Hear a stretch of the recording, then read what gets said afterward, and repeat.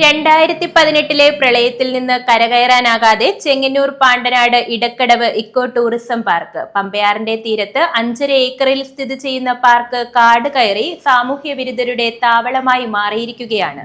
ഇലസ്കോ electric സ്കൂട്ടറുകൾക്ക് വമ്പൻ ഓഫറുകളുമായി Akhil vision Cheriyanad Chengannur. വെറും 10 രൂപയ്ക്ക് 150 കിലോമീറ്റർ വരെ യാത്ര. സ്മാർട്ട് ജനറേഷന് വേണ്ടി smart scooter. Akhil vision Cheriyanad Chengannur.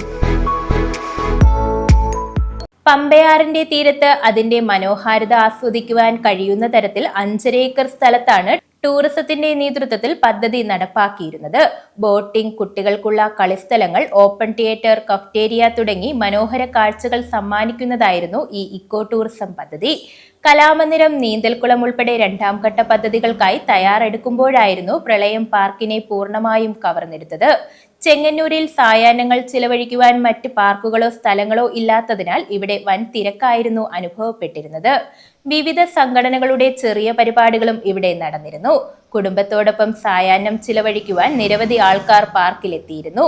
സുരക്ഷാ ചട്ടങ്ങൾ പാലിക്കുന്നില്ല എന്ന കാരണത്താൽ ബോട്ടിംഗ് ഇടയ്ക്ക് നിർത്തിവെച്ചെങ്കിലും അവധി ദിവസങ്ങളിലും വലിയ തിരക്ക് അനുഭവപ്പെട്ടിരുന്നു. പ്രളയത്തിൽ പൂർണ്ണമായും തകർന്ന പാർക്ക് പുനരുദ്ധരിക്കാൻ 7 വർഷം കഴിഞ്ഞിട്ടും നടപടി എങ്ങും എത്തിയില്ല. ടൂറിസം വകുപ്പും പഞ്ചായത്തും പലപ്പോഴും പല പരിശോധനകൾ നടത്തിയിട്ടും നാളിതുവരെ നടപടിയായില്ലെന്നും ആരോപണമുണ്ട്.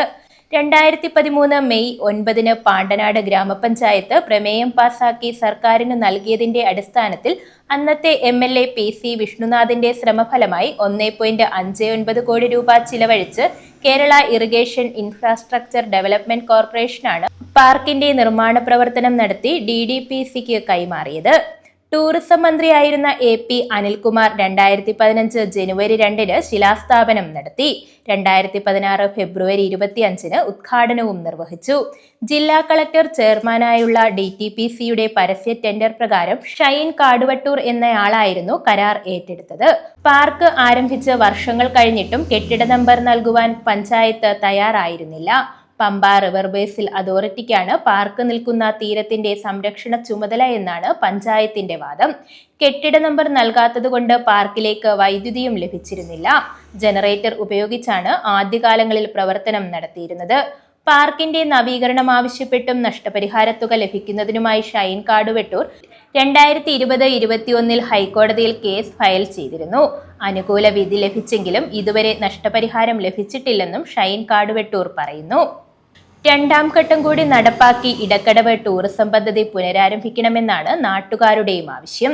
ജില്ലയിലെ തന്നെ പ്രധാന ഇക്കോ ടൂറിസം മേഖലയായി മാറേണ്ട പദ്ധതിയാണ് അധികൃതരുടെ അവഗണനയിൽ കാടുകയറി നശിച്ച് ഇപ്പോൾ സാമൂഹ്യ വിരുദ്ധരുടെ താവളമായി മാറിയിരിക്കുന്നതെന്ന് സ്ഥലവാസി കൂടിയായ ആയിക്കുന്നത്ത് ശോഭനൻ AB പറയുന്നു. എൻ്റെ പേര് ശോഭനൻ. ഞാൻ പാണ്ടനാട് പഞ്ചായത്തിൽ 5ാം വാർഡിൽ ഇടക്കടവ് എക്കോ ടൂറിസത്തിൻ്റെ തൊട്ടടുത്താണ് താമസിക്കുന്നത്. ഇവിടെ ടൂറിസം തുടങ്ങിയ കാലത്ത് നല്ല വിജയമായിരുന്നു. നല്ല ആൾക്കാരും നല്ല രീതിയിൽ പ്രവർത്തിച്ചുകൊണ്ടിരുന്നതാണ്. 2015 വെള്ളം മുങ്ങിയോട് കൂടി ഇവിടുത്തെ പ്രവർത്തനം കംപ്ലീറ്റ് നിശ്ചലമായി.